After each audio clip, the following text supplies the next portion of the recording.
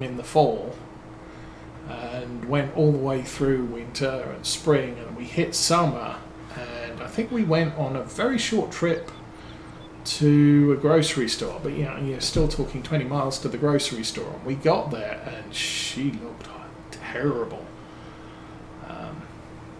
And so from that point onwards, we had to make sure, at least while we had that van, she had cold water that she could drink while we were going places, because that was not a good thing for her. And we very quickly, about a couple of months later, we traded that van in and got one which was probably in similar condition, but at the very least it had a working air conditioning system. So, and then the youngest boy was born with his eyelid doesn't work on one of his eyes, and again pretty close to legally blind in one eye. But it's all down to, mum's drug taking while she was pregnant. And the girl does suffer from a excess of health issues, which the boys don't, but still. I'll come and replant that bit once I've finished the last row. We're going up here, down there, up there. Darn, we're going to end up at the other end of the field. So, there's that. I need to get some more Mountain Dew. I will finish this field off and then we'll do that. Got a fig. Oh, we were rolling, and Massey Ferguson Worker C is still rolling, so our money's gone down quite a bit. Why has our money gone down quite a bit? Oh, we bought mineral feed for the cows. That got all used up, didn't it? Oh, seriously. That was my complaint earlier. Yeah, that was me. I was talking about TMR mixes, and mineral feed doesn't make the cows more healthy. It doesn't make them produce more food or more milk. It doesn't make them more valuable. It's just, really, it's a role play thing. And so if you want to save money, don't buy mineral feed. However, if you have a robot feeder, you don't have a choice. Robot feeders require mineral feed as part of the mix, so that's why we have to use it. And it is costing us a fair amount of money. I think we spent, what was it, about £14,000 or £12,000 on 10,000 litres of mineral feed, and it goes just like that.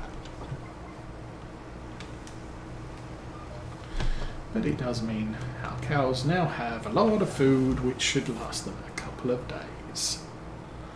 Okay, we can turn GPS off. I will be OCD farmer and get these bits planted. Then, okay, that's all done. Gonna leave the seeder loaded. Obviously, this field needs to be planted. I think I'm putting barley in it because it's the biggest other field. That's lime, okay. But September we'll have a lot of fields to plant, so I will do that. I will then drive this tractor over to the other farm. Oh, will I?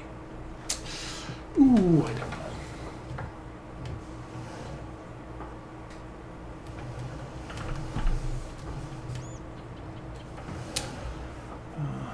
There's one annoying thing about backing stuff up.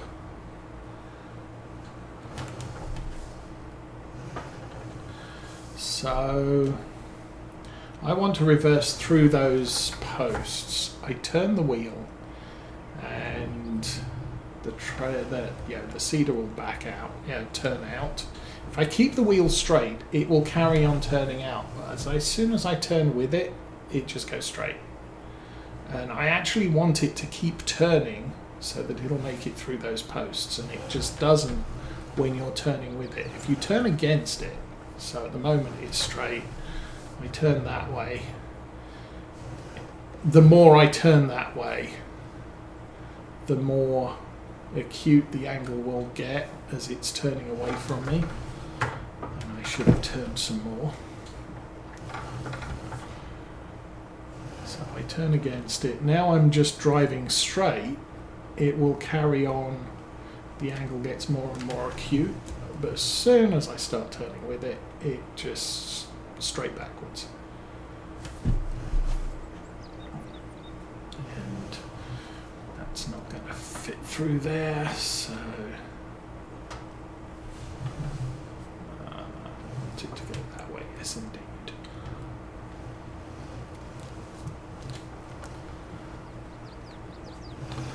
Oi, oi, oi.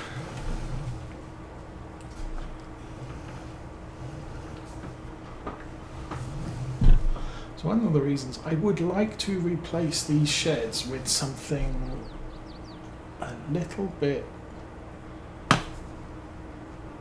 a little less forgiving, a little more forgiving, but I've not found many sheds that fit the same profile, and oh,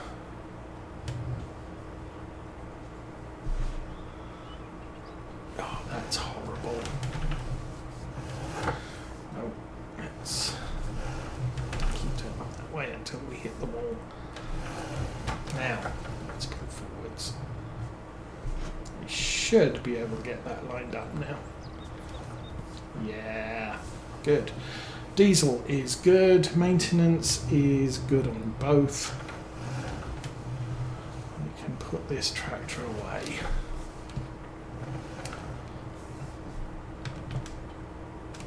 So I was considering, since this tractor does have GPS, I could go and hitch it up to the roller and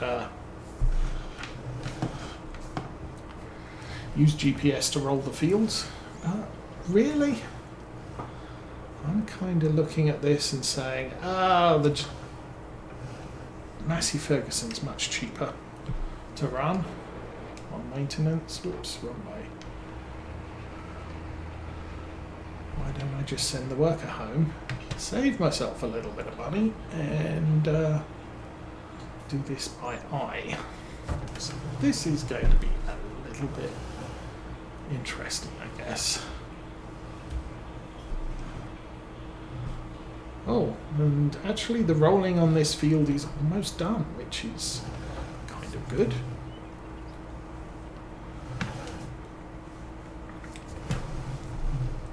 Okay, I did say I was going to get some Mountain Dew, so actually I'm going to put the worker back on, and I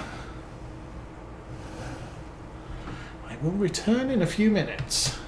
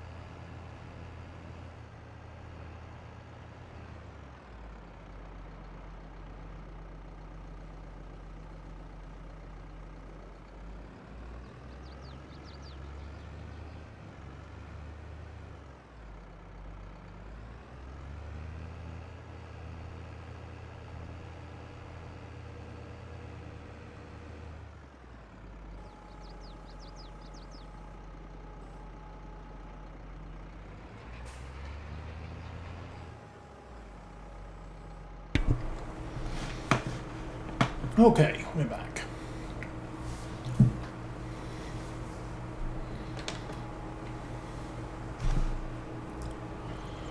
So,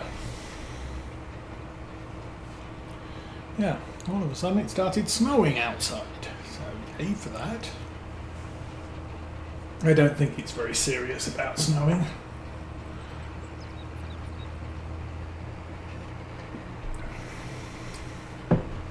It was sort of a fair number of sow drops mixed in with the rain still. How are we doing here? 179. I might be drifting just a little bit too much there. So bottom left hand number right at the bottom of the mini map. Why have I got a square mini map up?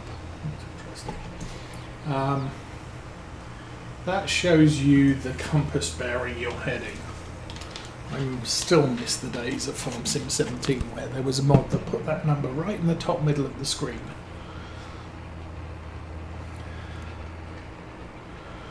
But if you're doing this when I'm heading south, because the bulk of the work is to my right, you want to keep an angle of about 180 or more. So 180.5. 181 is probably a little bit too much. 179 will drift you away from the bits of the field already worked, and thus will result in potentially you leaving a gap. Now again here, now that we're heading north, the angle is approximately 0 degrees to keep in line. So what I need to do is steer 359. Oh, there we go. So 359.7.8. That should keep me at least adjacent to the bits of the field we've already worked.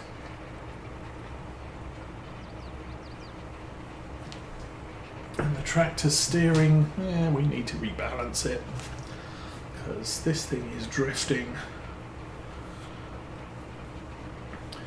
left in both directions. So 359, I need to keep correcting this. I want to keep around 359.9, and that's where GPS comes in. But if you know how to do it manually, then that will help you when Farm Sim 25 comes out, maybe. Now I am steering to the right, but really we're using half the left-hand roller is rolling ground already done. And end of the field.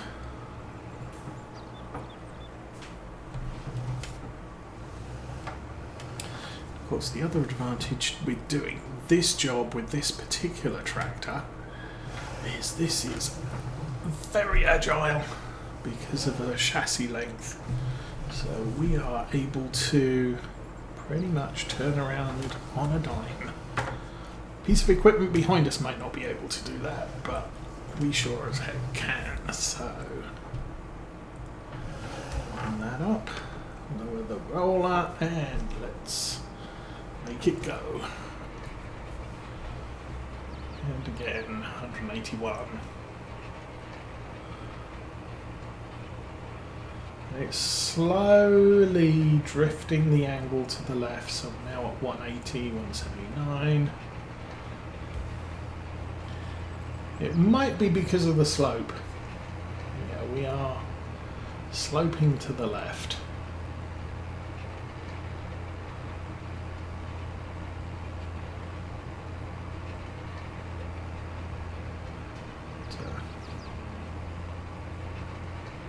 Cool.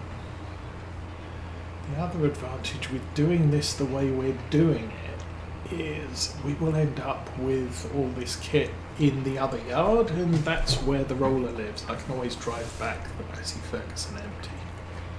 Don't think we need to bring anything back with us.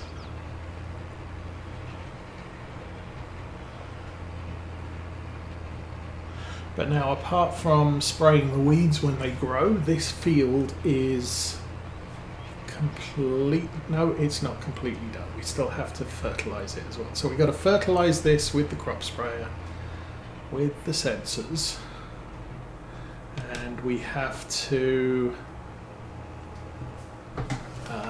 do the other thing with it, weed it, and then everything is done. Obviously, weeding is going to happen in September. Ooh. Oh, if we are good with this, I might be able to do this entire length in one go. No gaps.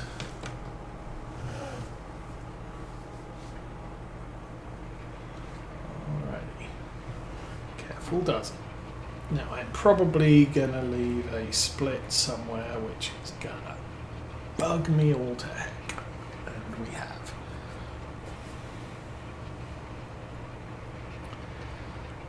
So still have to come back and do the other end.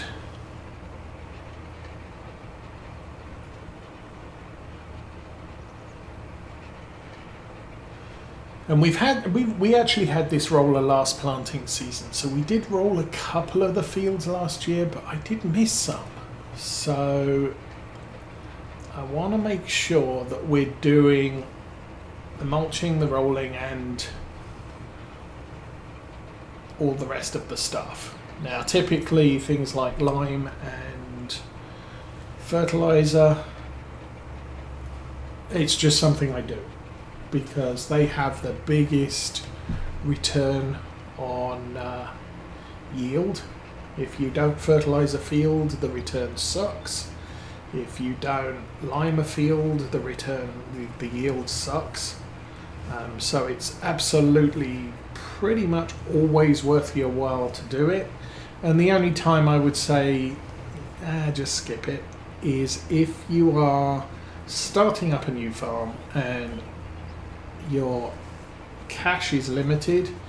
It's much better to get seeds in the ground than it is to get fertilizer on the crop. You'll still get a crop even if you don't fertilize it. You won't get the best crop, but you will get a crop that you can then sell to make money to do more stuff the following year. So your first year might be a little bit tight on cash, but make sure that every field is planted. And if you have extra, then look to lime, look to fertilize.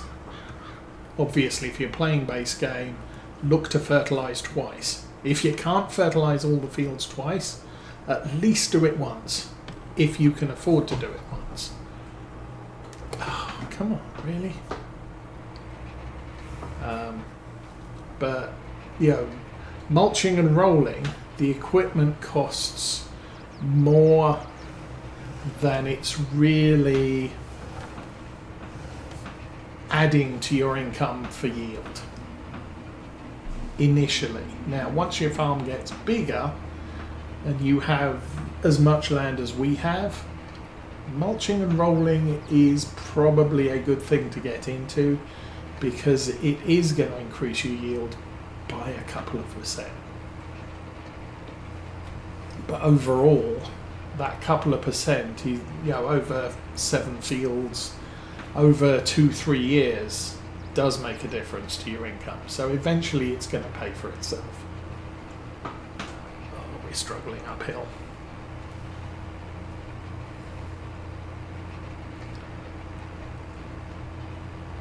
And again, while we've got the batwing to mulch, and we've got this roller to roll, they're not expensive pieces of equipment. And I can run both of them behind this tractor. But I would like to get a bigger mulcher, and I would like to get a bigger roller, at which point this tractor is kind of obsolete for the farm. It's a nice tractor to have around, but I'm not sure this is going to make it to the end of this series, just because we have so much other stuff. Yeah, we are going to be expanding. And the advantage with getting bigger equipment, it doesn't make you more money, but it gets jobs done quicker, so you can do more jobs, and that does make you more money. So, I've already said we're not really limited from a... Why is that not folding up? Come on. There we go. We're not really limited. Yeah, we're not saying, I hope I've got enough time to harvest all my fields. I've got more than enough time to harvest all the fields. We've just bought a bigger harvester, so I've got more than enough time to harvest all my fields.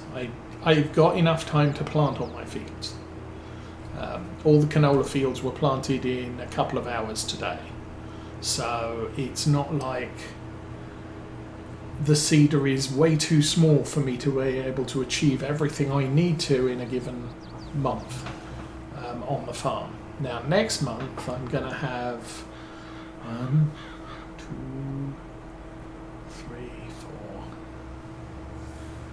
potentially 5 fields to plant. I am not going to be able to plant 5 fields with that seeder in 1 month or in 1 day.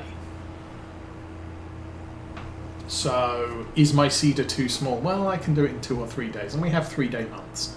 So maybe it's not as critical right now, but eventually it is going to be. If I need to plant all my fields in September and my seeder's not big enough to do that, I need a new seeder.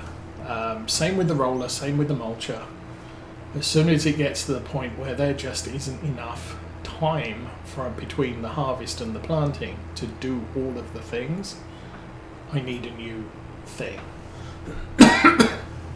Now in this case we've got the canola planted on day 1. I could roll on day 2 because the crops are not going to grow until September 1, and then I can't roll them without destroying them. But that's when I'm going to be herbiciding and fertilizing. So it's time to do it. But the advantage is, you've got 20 fields. This roller is not going to roll 20 fields in 1 day. So at that point I need a bigger roller. So I've got to consider having access to the capabilities of having a bigger roller, even if I don't get one. It's like part of the thing with the John Deere. The John Deere came up for sale, so we bought it, and I had absolutely no use for it when we bought it. The Deutz was perfectly adequate to run every single piece of equipment on the farm. In fact, this Massey Ferguson was adequate to run pretty much every single piece of equipment on the farm. But having that John Deere means that if something comes up in the sales that needs a bigger tractor, I don't have to say, well, I'm not going to buy that piece of equipment because I don't have a tractor that can work it. So when the Kubota butterfly mower came up on the store sales, I could buy it. Hey, that'll go on the John Deere immediately. And all I need is a single front mower. Now I've got a big mower set, which won't. The Deutzes and this tractor are far too small to be able to run that mower set. But I had the John Deere, so it's available. Now I kind of made a mistake with the manure truck, because while the John Deere can haul it on a flat piece of land, it cannot operate it going uphill.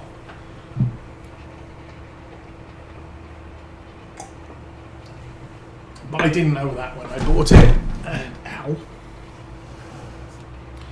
So we bought the manure wagon and then discovered, oh, my John Deere's not big enough to be able to do this thing comfortably. It can do it. It's a push. But, yeah, okay, so I need a bigger tractor to comfortably use that manure spreader. It's not I need a bigger tractor because I need a bigger tractor. Frankly, I think the John Deere has more than enough horsepower to do the vast majority of jobs on this farm, and if I hadn't bought that big manure spreader, it still would be, and probably forever would be.